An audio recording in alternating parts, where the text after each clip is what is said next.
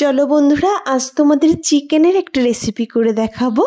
আজ শেয়ার করব চিকেনের বাটারফ্লাই এই রেসিপিটি। মুড়মুড়ে হয় ভীষণ, সন্ধ্যায় স্ন্যাক্স হিসেবে এই রেসিপিটি কিন্তু খুবই ভালো লাগে। চিকেন পকোড়া আমরা অনেকেই করে থাকি, তবে এইরকম চিকেন বাটারফ্লাই একবার তৈরি করে দেখতে পারো। আশা করছি তোমাদের খুব ভালো লাগবে। তো বন্ধুরা, স্বপ্নাস ডায়েরিতে সবাইকে অনেক ওয়েলকাম জানিয়ে আমি ভিডিওটি শুরু করছি। প্রথমেই নিয়েছি একটা আলু, আর আলুটাকে এরকম পাতলা পাতলা করে কেটে নিচ্ছি। চিপসের মতো এরকম স্লাইস করে কেটে নিতে হবে। চাইলে তোমরা একটা কাটার দিয়েও ঠিক এরকমভাবে কেটে নিতে পারো। তো এখানে আমি মোট দুটো আলু এইভাবে কেটে নিয়েছি। কেটে ভালো করে ধুয়ে একটা পাত্রে নিয়ে নিলাম। এবার অন্যদিকে আমি কিছুটা মাংস ছোট ছোট করে কেটে নিয়েছিলাম, আর সেই মাংসটাকে আমি লবণ আর হলুদ দিয়ে মেখে রেখে দিয়েছিলাম 2 ঘন্টা আগে। চাইলে তোমরা এই অবস্থায় লবণ হলুদ দিয়ে মেখে নিতে পারো। এবার এখানে দিয়ে দিচ্ছি 2 চামচ মতো বাটা মশলা আর 1 চামচ মতো টক দই আর সামান্য ভিনেগার। এখানে বাটা মশলার মধ্যে আদা, রসুন, জিরে, শুকনো লঙ্কা, টমেটো সব কিছু ছিল। তবে তোমরা এখানে চাইলে আদা রসুন বাটা দিয়ে দিতে পারো, আর সঙ্গে কিছুটা লাল লঙ্কার গুঁড়ি। যেহেতু বাটা মশলাটা ছিল তাই আমি সেই মশলাটাই অ্যাড করেছি, আর সঙ্গে সামান্য লাল লঙ্কার গুঁড়ি অ্যাড করেছি। তোমাদের স্বাদ অনুযায়ী লঙ্কাটা অ্যাড করবে। আর এখানে অ্যাড করে দিলাম বড় চামচের 1 চামচ চালের গুঁড়ি। ভালো করে সবকিছু মিশিয়ে নিচ্ছি। সবকিছু ভালো করে মিশিয়ে নিয়েছি।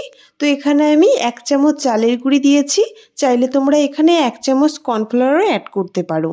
এবার একটা পাত্র নিয়ে নিলাম, আর এই বাটির মধ্যে দিয়ে দিচ্ছি সেই চামচেরই 1 চামচ চালের গুঁড়ি, আর দিয়ে দিলাম বেশ খানিকটা জল। একটা পাতলা ব্যাটার তৈরি করছি। ভালো করে মিশিয়ে নিয়েছি, আর দেখতেই পারছো কতটা পাতলা রয়েছে। ঠিক এরকম পাতলা একটা ব্যাটার তৈরি করতে হবে। ভালো করে গুলে নেওয়ার পর যে স্লাইস করা আলুটা রয়েছে সেখান থেকে 1 পিস আলুর স্লাইস নিয়ে গোলানো চালের গুঁড়ির মধ্যে ডুবিয়ে নিলাম। ডুবিয়ে এইবার এই আলুর স্লাইসের মধ্যে দিয়ে দিচ্ছি 1 পিস চিকেনটা দিয়ে আলুর স্লাইস দিয়ে সুন্দরভাবে আটকে নিলাম, আর মাঝ বরাবর এরকম একটা টুথপিক নিয়ে ঠিক এইভাবে আটকে সিল করে দিলাম। তো এইভাবেই আমি প্রত্যেকটা তৈরি করব। চলো বন্ধুরা, আরও একটা তৈরি করে তোমাদের দেখাবো। তার জন্য ঠিক একই রকমভাবে একটা আলুর স্লাইস নিয়ে ঠিক একই রকম সেই গোলানো চালের গুঁড়ির মধ্যে ডুবিয়ে নেব, আর মাঝে দিয়ে দেব 1 পিস চিকেনটা দিয়ে 2 সাইড থেকে এইভাবে মুড়ে নিয়ে মাঝে টুথপিক দিয়ে আটকে নিতে হবে। খুব সহজভাবেই তৈরি করা যায়। এইভাবে সবগুলো তৈরি করে নিয়েছি। নর্মালি চিকেন পকোড়া আমরা করেই থাকি ঠিক একই রকম ভাবে, তবে এইভাবে একবার চিকেনটা রান্না করে দেখো, ভীষণই ভালো লাগে খেতে। যেমনি মুড়মুড়ে হয়, টেস্টটাও ভীষণ ভালো আসে। তো সবগুলো তৈরি করে নিয়ে এদিকে রিফাইন তেল বসিয়ে দিয়েছিলাম কড়াইতে। তেলটা যখন ভালো গরম হয়ে গেছে, আঁচটাকে মিডিয়ামে রেখে এক এক করে আমি সব চিকেনের পিসগুলো দিয়ে দিলাম। মোটামুটি যতগুলো দেওয়া সম্ভব। এক সাইড ভাজা হওয়ার জন্য ওয়েট করব, আর এক সাইড ভাজা হয়ে গেলে অন্য সাইড উল্টে দেব। আঁচটাকে অনবরত লো টু মিডিয়ামে রেখে ভেজে নিতে হবে। ভীষণই মুড়মুড়ে তৈরি হয়, খেতে এত ভালো লাগে। 2 সাইডে বেশ লালচে রং ধরে ভেজে নিয়েছি। এবার তুলে নেব। এইভাবেই আমি সবগুলো ভেজে নেব। আর বন্ধুরা, তোমরা কে কোথা থেকে আমার ভিডিও দেখছো অবশ্যই আমাকে কমেন্টে জানিও, আমি তোমাদের ধন্যবাদ জানাতে পারবো। আর কি ধরনের ভিডিও তোমরা দেখতে চাও অবশ্যই আমাকে বলো। তো দেখো বন্ধুরা, এইভাবেই আমি সবগুলো ভেজে নিয়েছি।